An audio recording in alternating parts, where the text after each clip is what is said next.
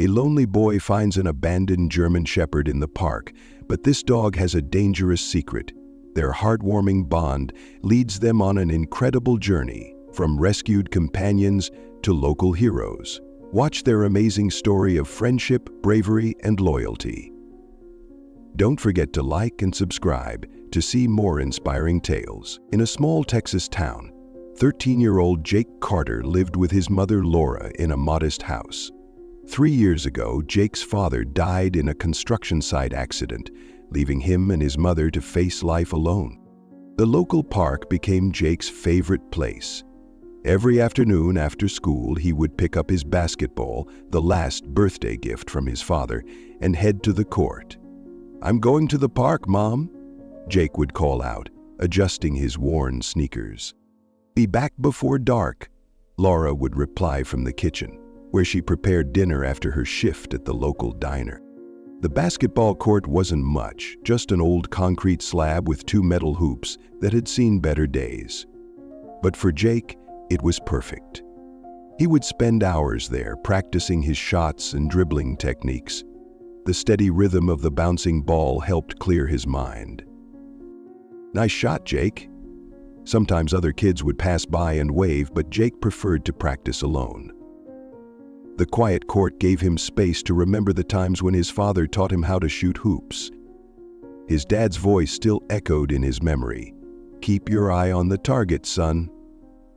What had happened to him? Laura often watched from their living room window as Jake played. She saw how basketball helped her son cope with loss.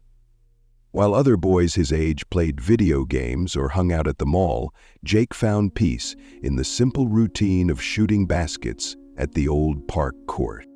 Every evening as the Texas sun set, Jake would gather his basketball and walk home. The court might be empty, but his heart felt a little less heavy after each practice session. It wasn't the same as having his father there, but in those moments on the court, Jake felt connected to the memories they shared. The impact of his father's presence on him for years had kept him connected to the games they played and the memories they shared. At the park, Jake found a sense of freedom he couldn't find anywhere else.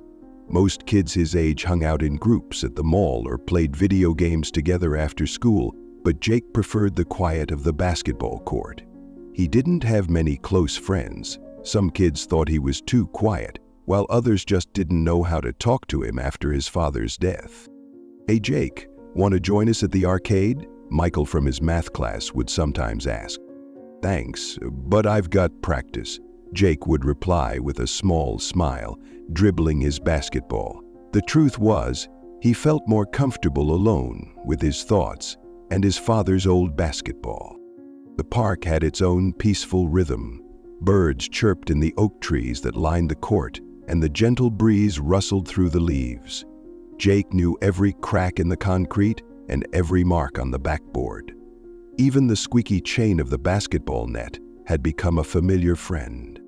One warm Tuesday afternoon, Jake was practicing his 3-point shots. The orange sun was starting to dip behind the trees, casting long shadows across the court.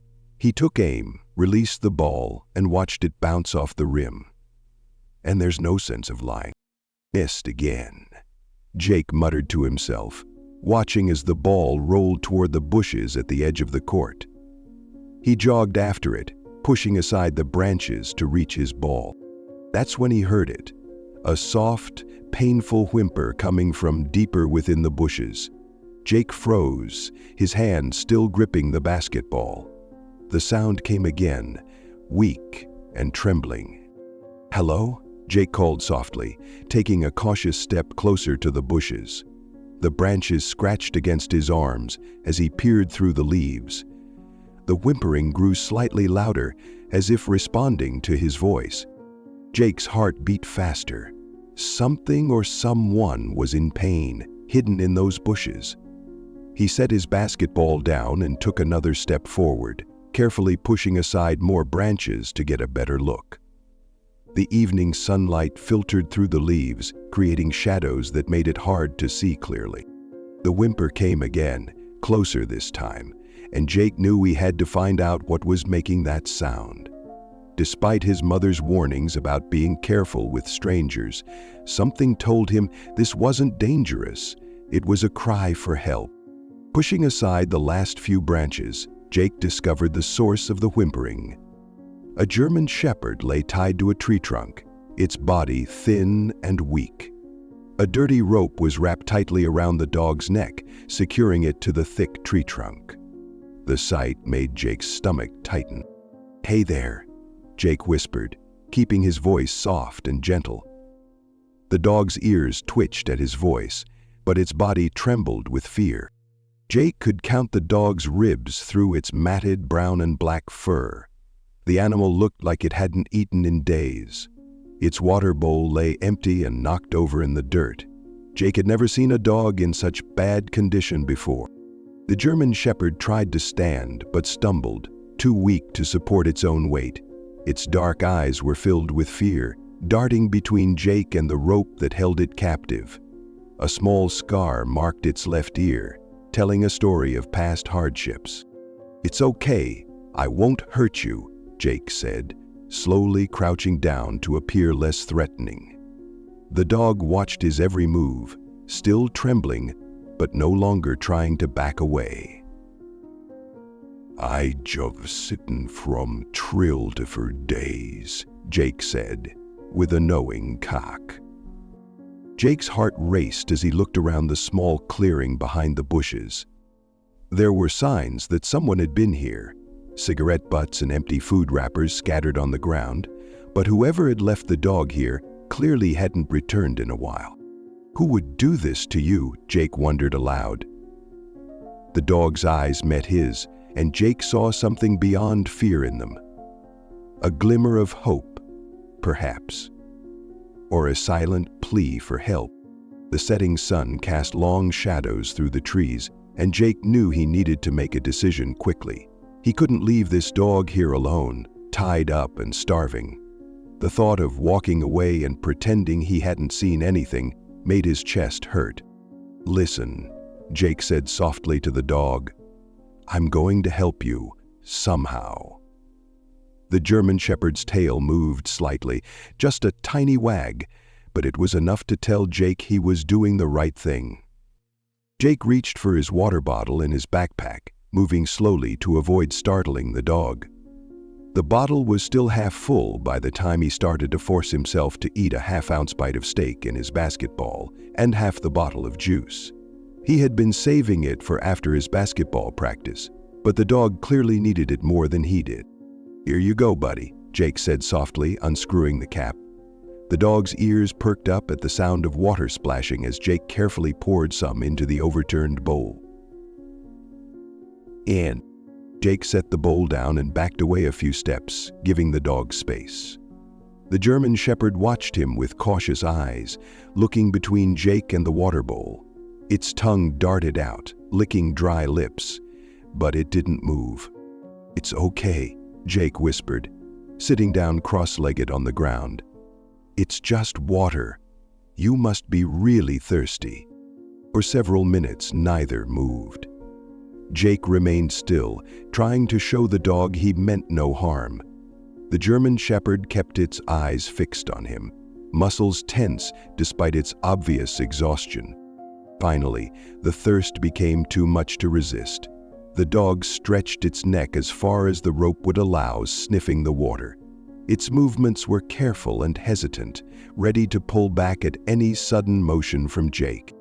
"That's it," Jake encouraged quietly, staying perfectly still.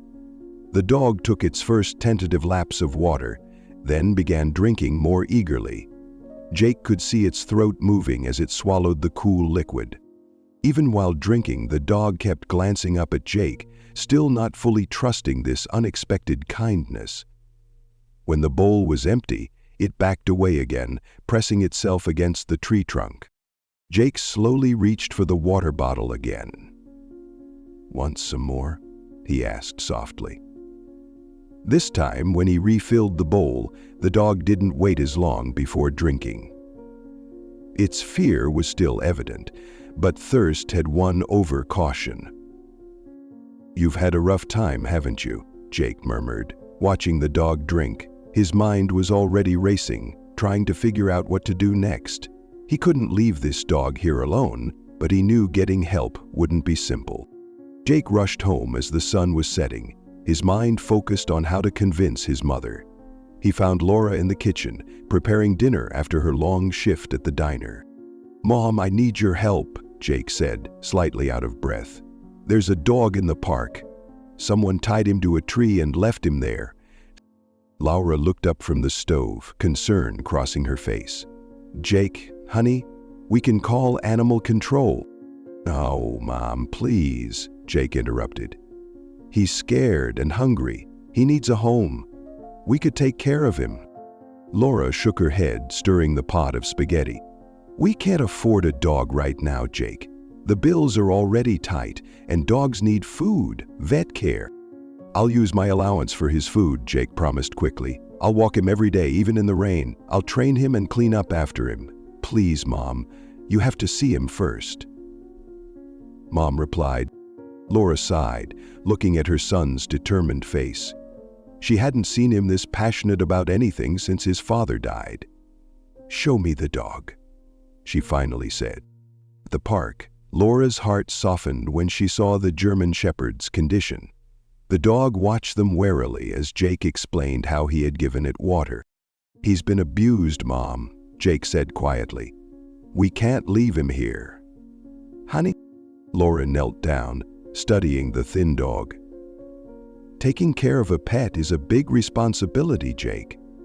Are you sure about this?" The dog looked up at her and slowly made its way to the pole.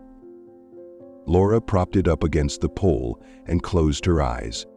"I've never been more sure about anything," Jake replied firmly. "Dad always said helping others was the right thing to do." Laura was quiet for a moment, then nodded slowly. "All right, but you have to keep your promises about taking care of him." Jake's face lit up with joy. "I will, Mom, I promise." He turned to the dog with a smile. "He needs a name.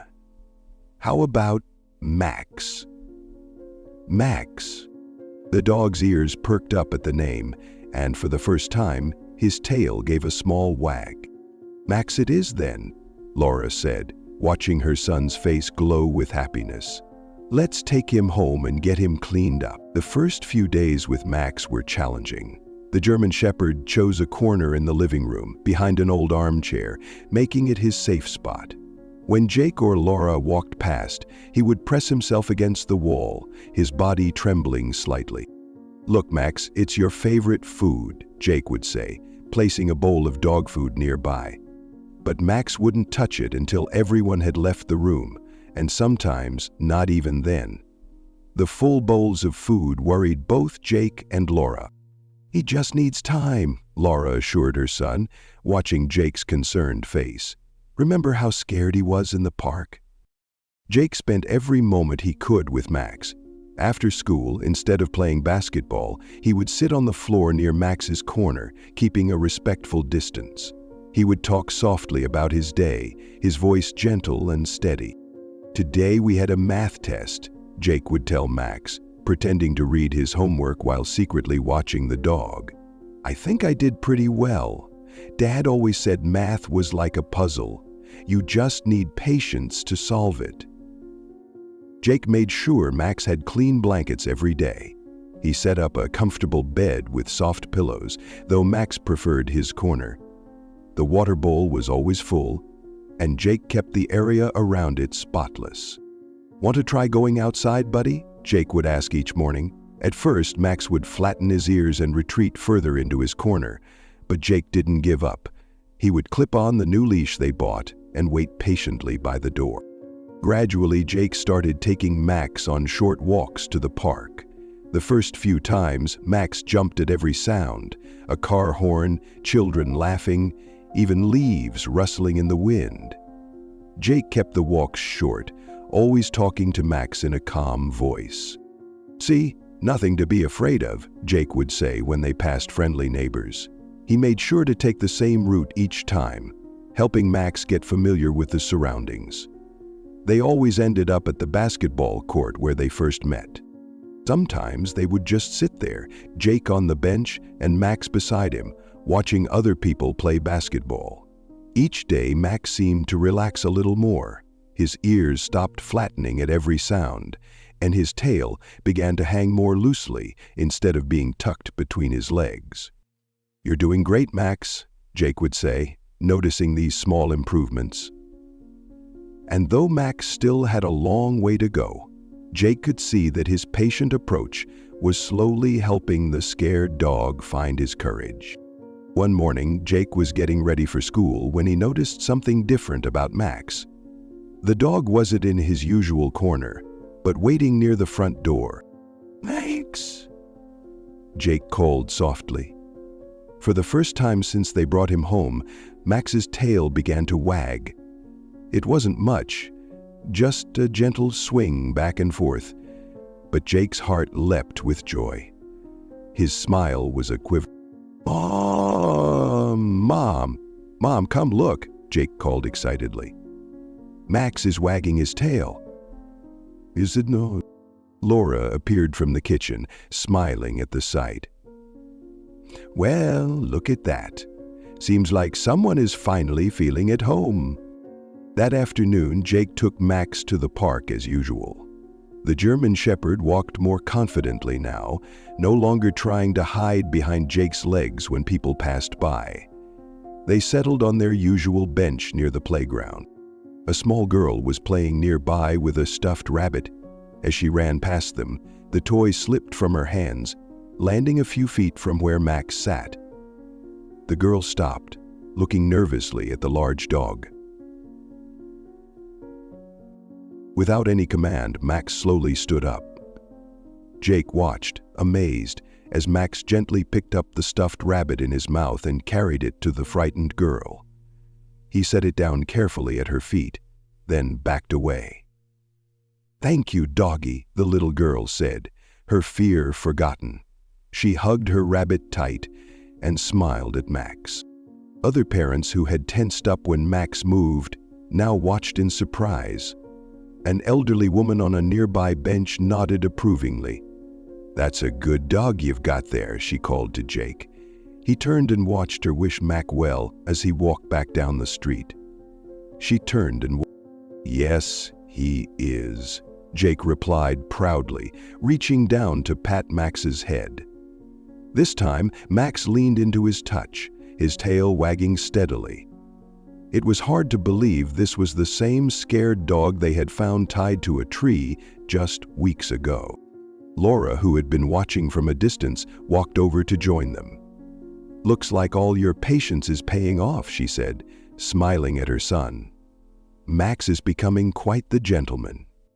An elderly man with white hair and kind eyes approached Jake and Max at their usual bench. Jake recognized him as Mr. Harris, who often fed the pigeons in the park. "That's quite a special dog you have there," Mr. Harris said, adjusting his worn wool cap. "I've seen him before, you know." Jake looked up with surprise. "You have?" "Exercise. It's so good for you." Mr. Harris nodded slowly. "About a month ago. Late one night, I was walking past the park when I saw a black van pull up. Some men dragged this poor dog out and tied him to that tree over there." He pointed to the spot where Jake had found Max. "This sucked." Max moved closer to Jake, as if he remembered that night. Jake put a protective hand on Max's head. "Did you see who they were?" No, it was too dark," Mr. Harris replied. "But they weren't kind to him. They seemed angry, like the dog had disappointed them somehow." Jake looked down at Max, who was now pressing against his leg. The bond between them had grown stronger each day, and now Jake understood why Max had been so frightened at first. "But I'm going to find out what happened to you, Max," Jake whispered, scratching behind the dog's ears. "Nobody's going to hurt you again." Max looked up at Jake with trusting eyes, his tail wagging gently. Whatever Max's past held, Jake knew they would face it together. There was something special about their connection, like they were meant to find each other. Mr. Harris smiled at the pair. "You've given him a second chance at life, son. That's a precious thing." Late that night, while Jake was doing his homework, Max suddenly began barking loudly. This wasn't his usual bark. It was urgent and insistent. 19 years later, Max still couldn't recall the precise moment, but he did remember that in that cold climate, he felt more agitated than usual. "Max, what's wrong?" Jake whispered, not wanting to wake his mother. Max ran to Jake's bed and started scratching frantically at something underneath. Max saw Jake himself climb down off his bed and walk toward the window. Jake got down on his hands and knees to look. In the dim light of his desk lamp, he could see Max pawing at an old canvas bag pushed far under the bed. Jake didn't recognize it. "Where did this come from?" Jake pulled the bag out carefully. Max continued barking until Jake put a gentle hand on his head. "Shh, buddy, let's see what's got you so excited." "Fire," Carlton said. 550 turns and we've walked 5 miles. The bag was dirty and worn with mud stains on the bottom. As Jake unzipped it, Max's ears perked up, his eyes fixed on the bag. Inside, Jake found a small USB drive and a crumpled piece of paper. "What's this?" Jake smoothed out the paper.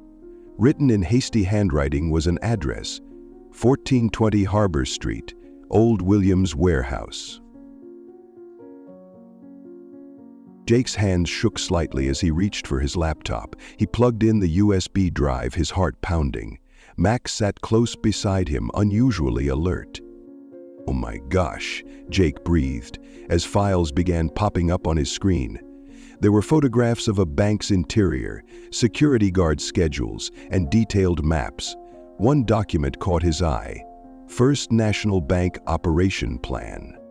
As Jake scrolled through the files, his eyes widened. There were lists of names, dates, and amounts of money. Everything pointed to a planned bank robbery. Some of the photos showed men in dark clothes studying the bank's layout. "Is this why those men left you in the park, Max?" Jake asked, looking at his dog.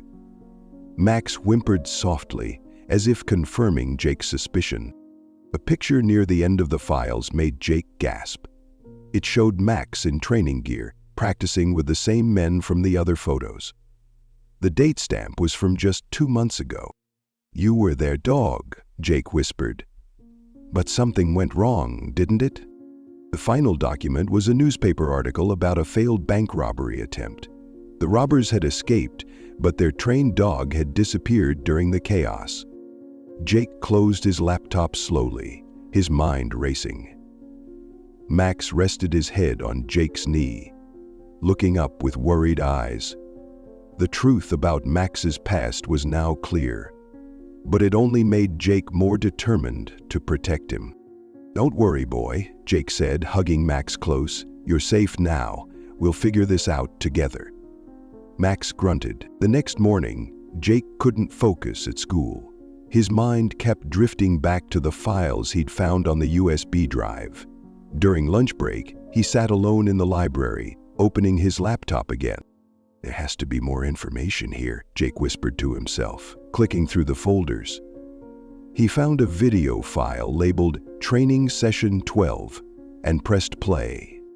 His heart skipped a beat when he saw Max on the screen. The German Shepherd looked different, stronger, but somehow sadder. A man in dark clothes was commanding Max to crawl through tight spaces and carry small bags in his mouth. "That's why you're so good at picking things up," Jake muttered, remembering how Max had helped the little girl with her stuffed rabbit at the park. "Why you still do everything possible." The next file made Jake's hands shake. It was a detailed plan of First National Bank with notes about security cameras and guard schedules. Max's role was clearly marked. He was supposed to carry tools to disable the security system and create a distraction if needed. "You were their secret weapon, weren't you?" Jake scrolled through more documents, his stomach tightening. There were photos of 5 men, their names listed below. The leader, Victor Chase, had a long scar on his left cheek and cold eyes that made Jake shiver. After school, Jake rushed home to Max. The German Shepherd greeted him with a wagging tail, so different from the scared dog in those training videos. "I saw what they made you do, boy," Jake said softly, sitting on the floor beside Max.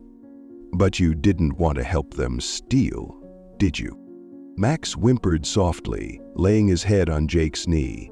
Jake found a newspaper article about the failed robbery. According to the report, the security system had unexpectedly reactivated during the heist. The robbers escaped, but their trained dog had disappeared in the chaos. "You didn't run away by accident," Jake realized, scratching behind Max's ears. "You chose to leave them." The last file was a list of addresses, hideouts where the gang stored their stolen goods. Jake recognized one of them, the old warehouse where they had tied Max to a tree that day. "They abandoned you because you wouldn't help them steal," Jake said, hugging Max tight. "But you're not a bad dog, Max. You're the bravest, most loyal friend I've ever had." Max's tail wagged harder, and he licked Jake's face. Despite his past, Max had chosen to be good. Jake knew he had to protect his friend from these dangerous men, but he wasn't sure how.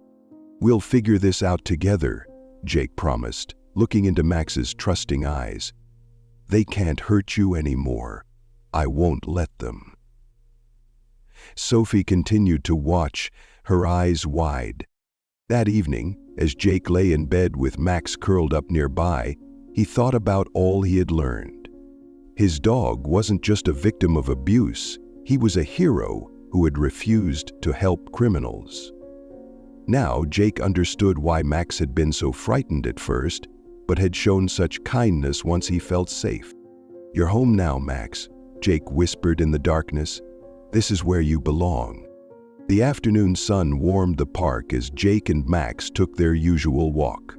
Max trotted happily beside Jake, his leash loose between them. They were heading toward their favorite bench when a shadow fell across their path. "That's a fine-looking German Shepherd you have there," a deep voice said. Jake looked up and froze. A tall man in a black leather jacket stood before them. His face bore a familiar scar, the same one Jake had seen in the photos on the USB drive. Max's body stiffened, his tail dropping low. "Max, thanks," Jake replied quietly, trying to keep his voice steady. He could feel Max pressing against his leg. "You know," the man stepped closer, "that dog belongs to me. I've been looking for him for quite a while." Jake's heart pounded, but he stood his ground. "No, he doesn't. Max is my dog now." The man's eyes narrowed. "Max, is that what you're calling him?" He laughed, but there was no warmth in the sound. "Listen, kid. That dog was trained for special work. He's very valuable to me and my friends." "He was abandoned," Jake said firmly, gripping Max's leash tighter. "You tied him to a tree and left him to die." The man's face darkened. "You don't know what you're talking about, boy. Hand over the dog, and we'll forget this conversation happened." Max growled softly, showing his teeth. The man took a step back, his hand moving toward his pocket. "He doesn't want to go with you," Jake said, his voice stronger now, "and I won't let you take him." "You're making a big mistake, kid," the man warned. "This isn't over." He backed away slowly, his cold eyes fixed on Max. Max paused. As soon as the man disappeared around the corner, Jake knelt beside Max, his hands shaking. "We need to go home, boy, right now." That night, Jake carefully wrapped the USB drive in a sock and hid it inside his old basketball. He knew the man would be back, and next time, he might not come alone. And over the next few days, Jake noticed the black car. It was always there, parked down the street when he left for school, idling near the park during Max's walks, cruising slowly past their house at night. "Mom," Jake said one morning, "I think someone's watching our house." Laura peered through the kitchen window. "Are you sure, honey?" "There's this car." Jake hesitated, not wanting to worry her too much. "Just be careful, okay?" At school, Jake couldn't concentrate. Through the classroom window, he spotted the scarred man leaning against a fence across the street. When the bell rang, Jake took the long way home, Max walking close by his side. That night, while Jake was doing his homework, Max suddenly lifted his head from the floor. His ears perked up, and a low growl rumbled in his throat. "What is it, boy?" Jake whispered. Max padded to the window, his body tense. Jake joined him, carefully pulling back the curtain. In the darkness, he could see shadows moving near their garage. The beam of a flashlight swept across their backyard.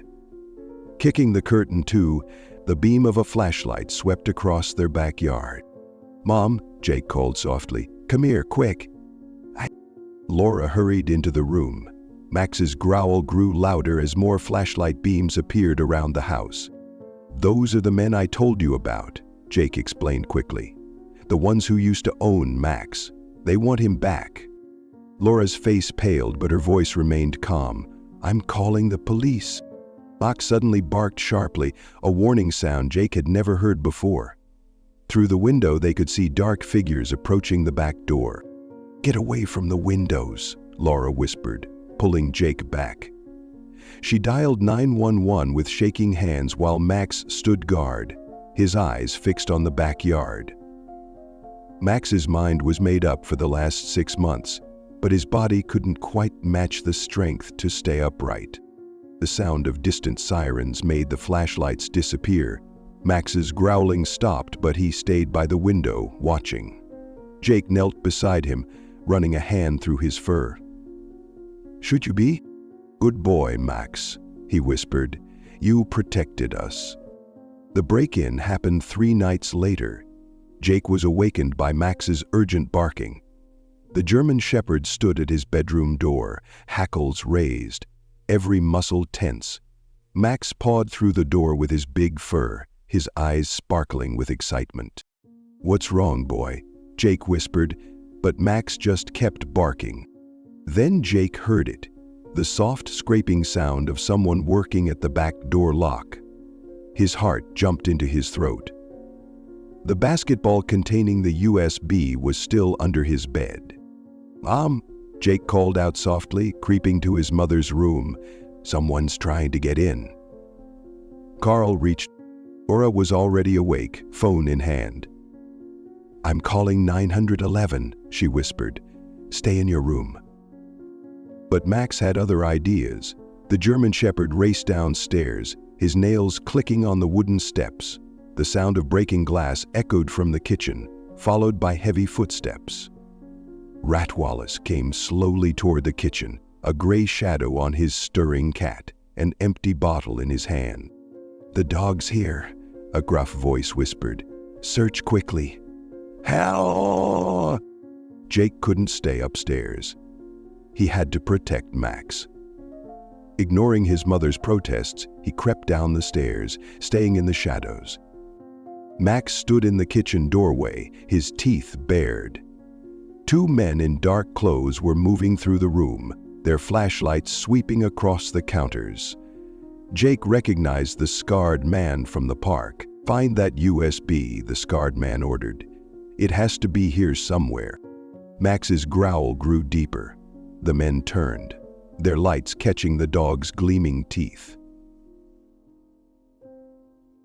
"Easy, boy," the scarred man said softly. "Remember your training."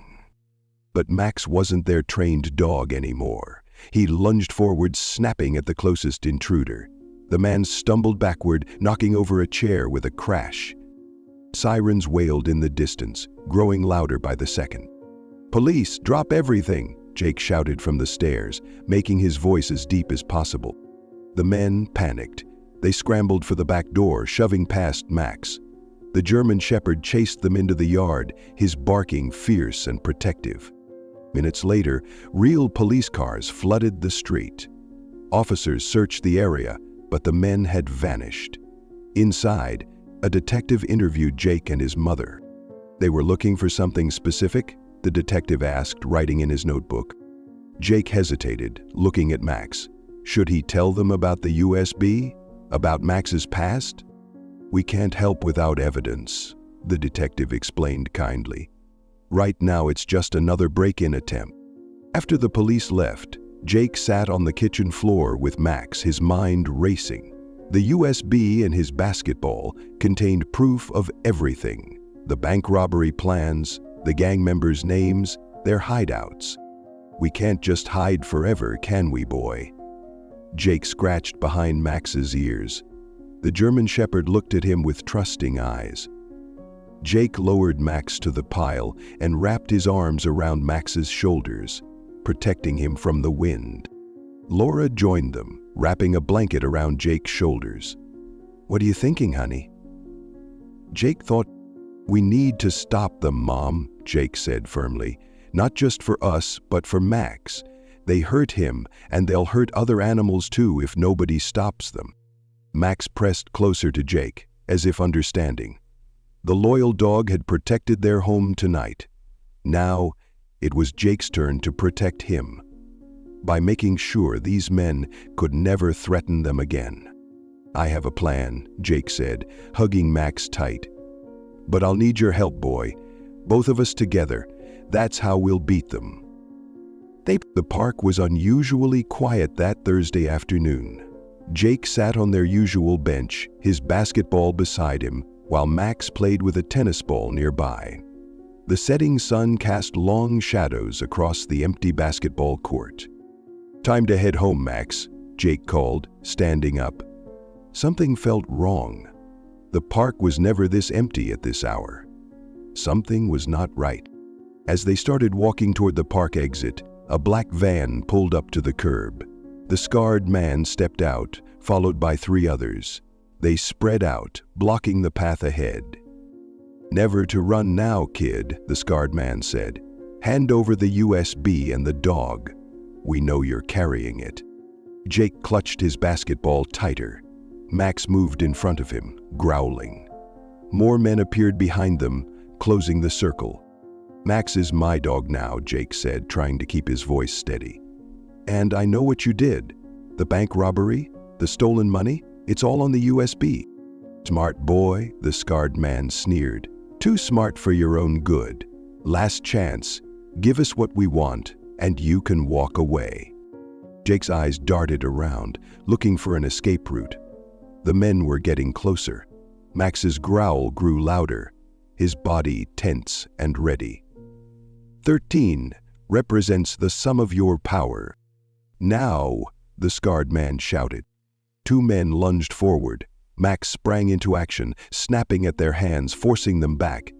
Jake turned and ran, but another man grabbed his jacket. "Gotcha," the man grunted. Max whirled around at Jake's cry. The German Shepherd charged, his teeth bared.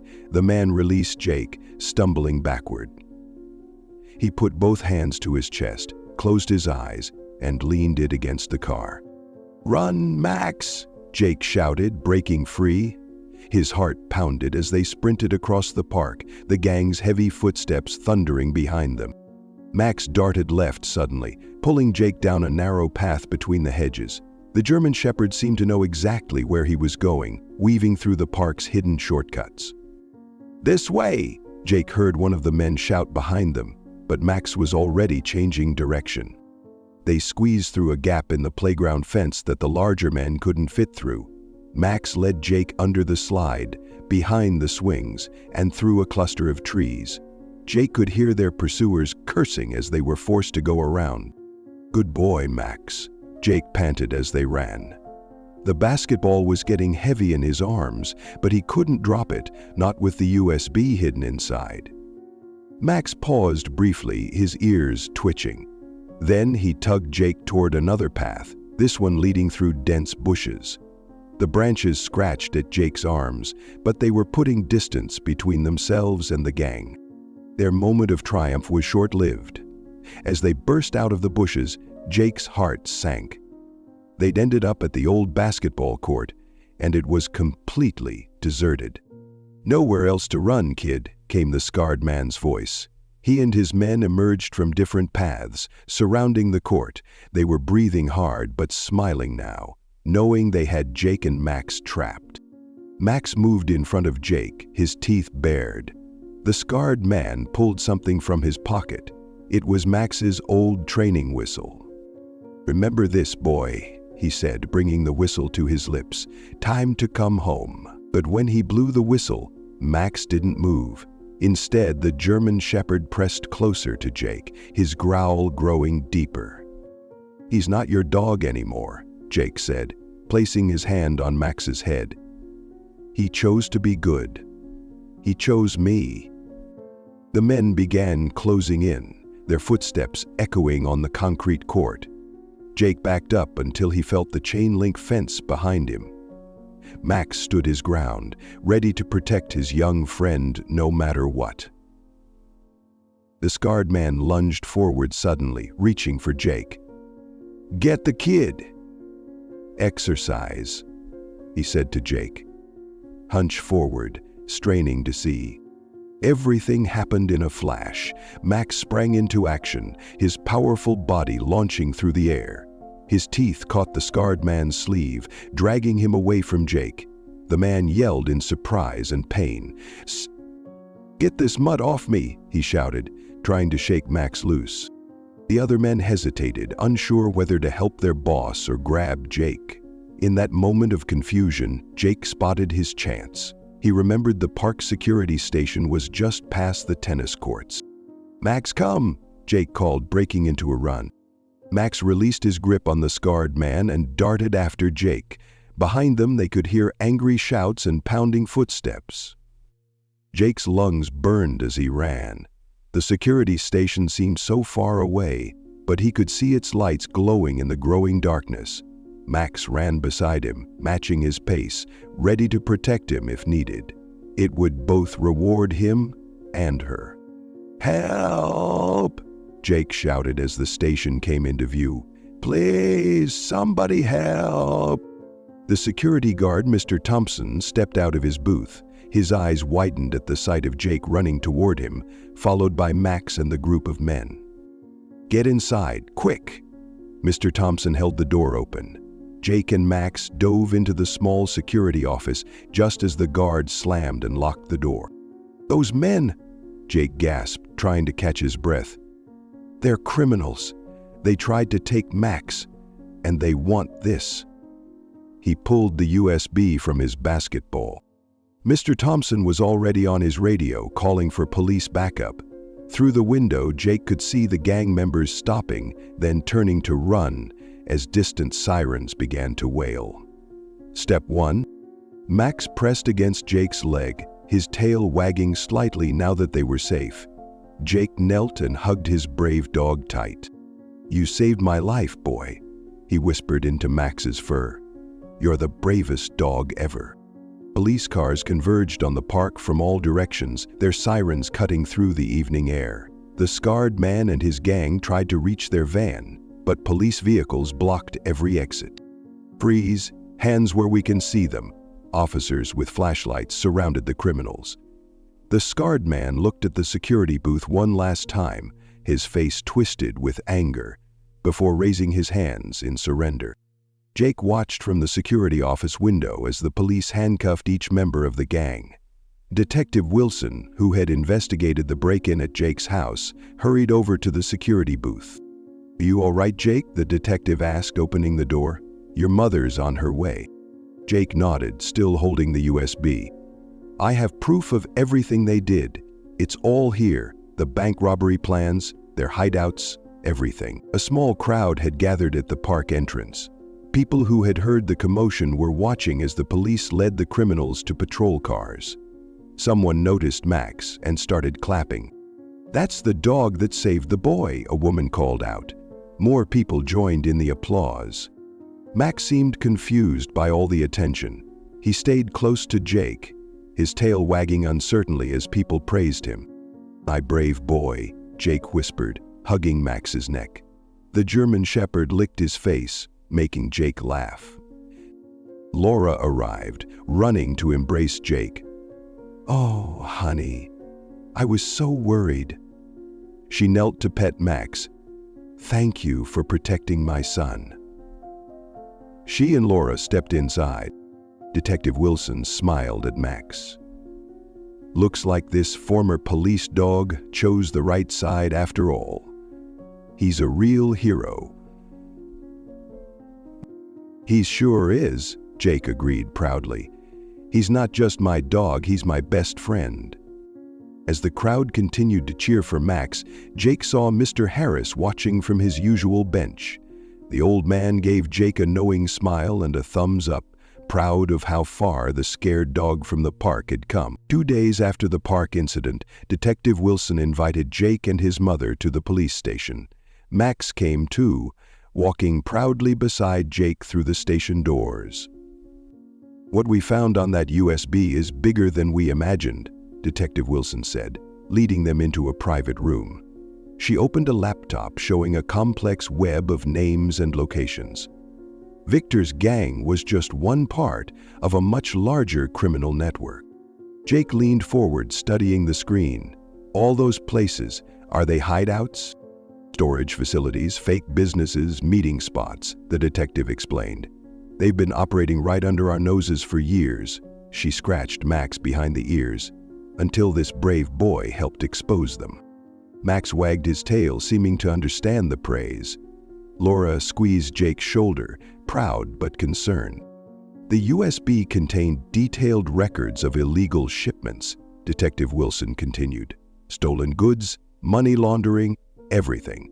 But here's where it gets interesting." She pointed to a familiar address. "Remember the old warehouse where Max was abandoned?" Jake nodded. "It's on their list?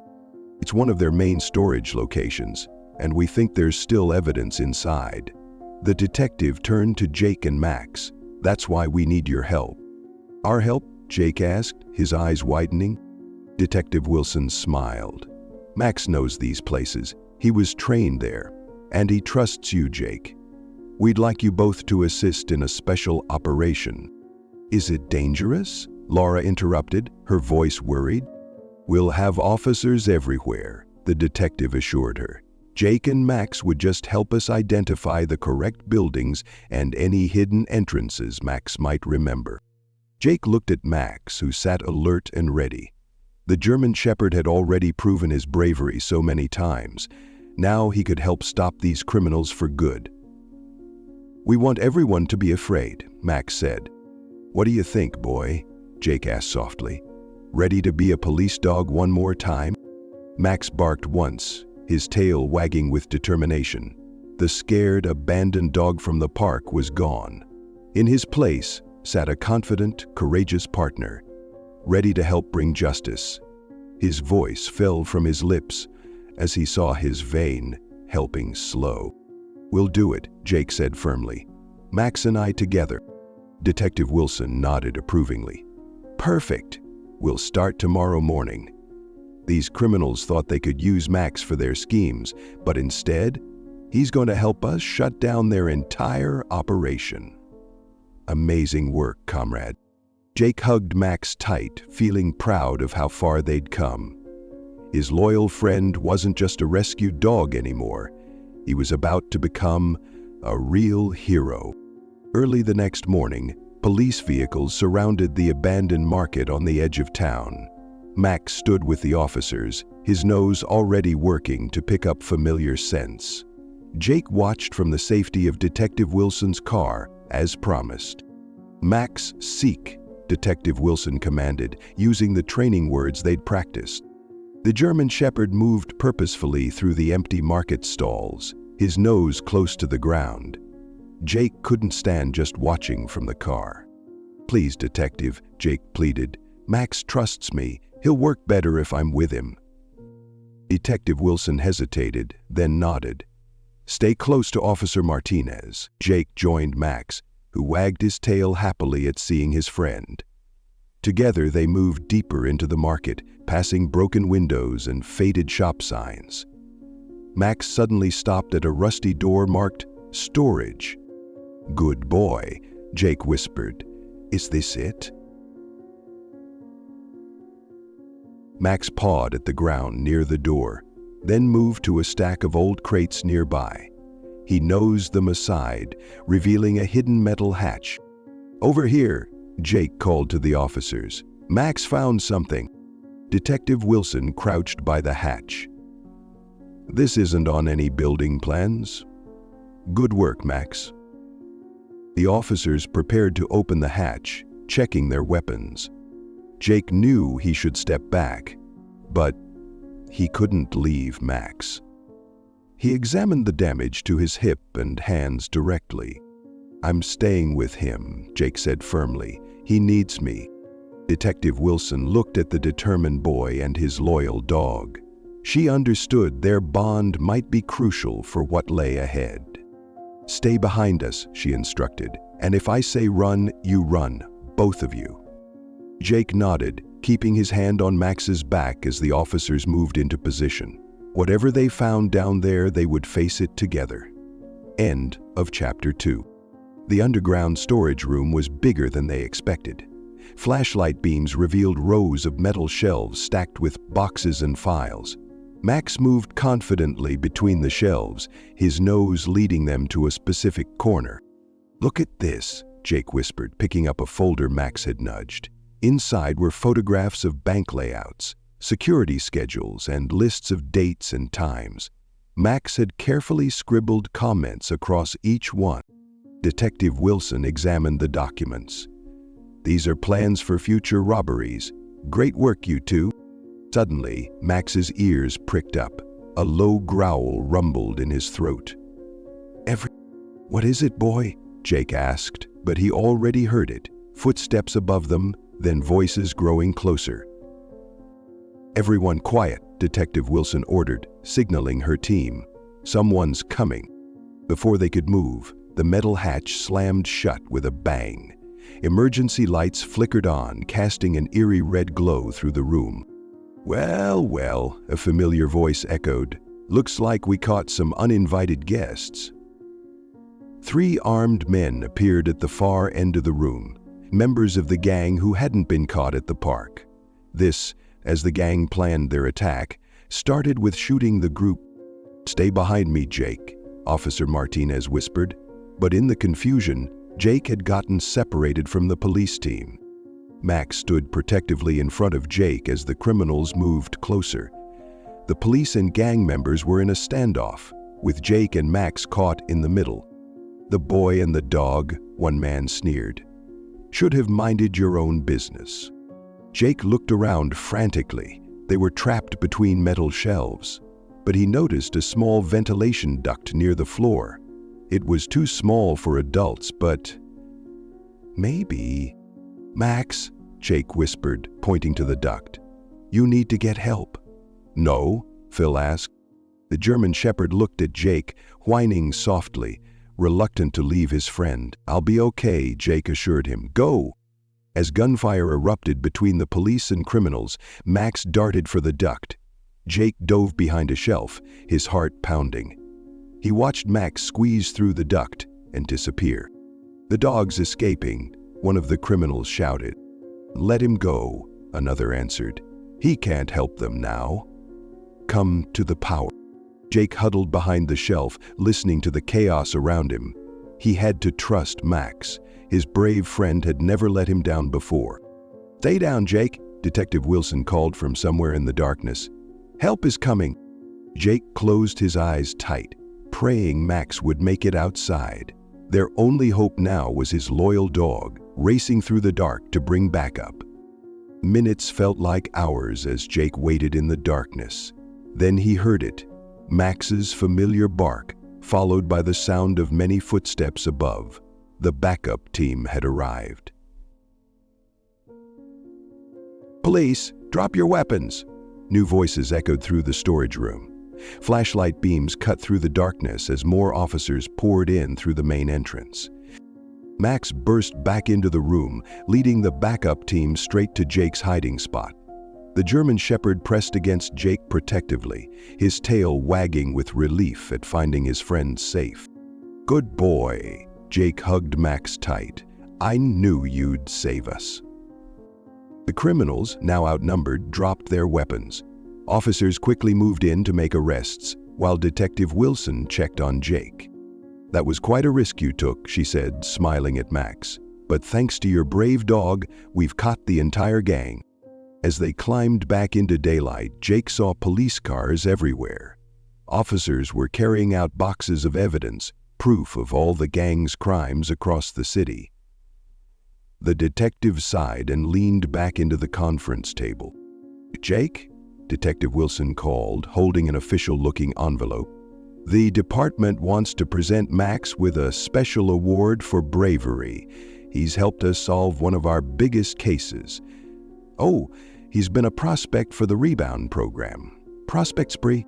Max sat proudly beside Jake, understanding he had done something good. Other officers came to pat his head and praise him. "From abandoned dog to hero," Officer Martinez said, smiling. "That's quite a journey." Jake knelt beside his faithful friend. "You were always a hero, Max. I knew it from the day I found you in the park." Max responded by licking Jake's face, making everyone laugh. The scared, mistreated dog from the park had become something amazing, a true hero who had helped bring criminals to justice. Thanks to Max's help, the police investigation moved quickly. Detective Wilson's team uncovered more evidence in the abandoned warehouses, leading them to other members of the criminal network.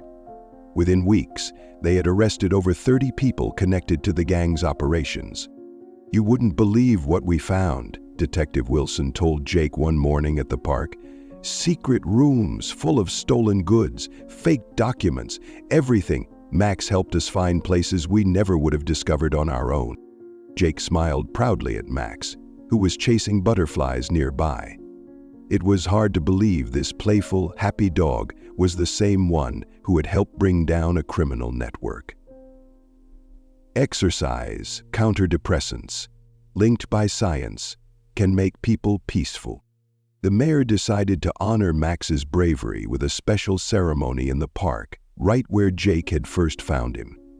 On a bright Saturday morning, crowds gathered around a small stage set up near the basketball court. "This is your big day, boy," Jake whispered, adjusting the new blue collar they'd bought for the occasion. Max wagged his tail, sensing the excitement in the air. Laura helped Jake lead Max onto the stage. The German Shepherd walked with dignity, his head held high. Mr. Harris sat in the front row, beaming with pride at the dog he'd once seen abandoned in this very park. "Today we honor a very special hero," the mayor announced, holding up a shiny medal. "This brave dog not only protected his family, but helped our police force uncover one of the largest criminal operations in our city's history." As the mayor placed the medal around Max's neck, the crowd erupted in applause. Children cheered and waved, calling out Max's name. Even the tough police officers were smiling. "Max isn't just a hero," Jake said when asked to speak. "He's my best friend. He proves that sometimes the greatest heroes can come from unexpected places." Max barked softly, as if agreeing with Jake's words. Then he did something that made everyone laugh. He grabbed his medal in his mouth and proudly carried it to show Mr. Harris in the front row. "Some things never change," Laura chuckled, remembering how Max used to carry Jake's basketball. But everything else had changed. The scared dog from the park had become a symbol of courage and loyalty for the whole community. After Max's ceremony, the mayor called Jake back to the stage. He held up a framed certificate with Jake's name written in golden letters. "This young man showed extraordinary courage," the mayor announced. "When faced with dangerous criminals, he chose to protect his friend and help our community. Jake Carter, we present you with this certificate of bravery." Jake's hands trembled slightly as he accepted the award. He looked out at the crowd and saw his mother wiping tears from her eyes. Max stood beside him, tail wagging proudly. "I just did what anyone would do," Jake said softly into the microphone. Max taught me that being brave doesn't mean you're not scared. It means doing the right thing, even when you are scared. Now it's time to dedicate our lives to this cause." After the ceremony, people kept coming up to congratulate them. Mrs. Wilson from the grocery store brought them a huge basket of food. "For our local heroes," she said with a warm smile.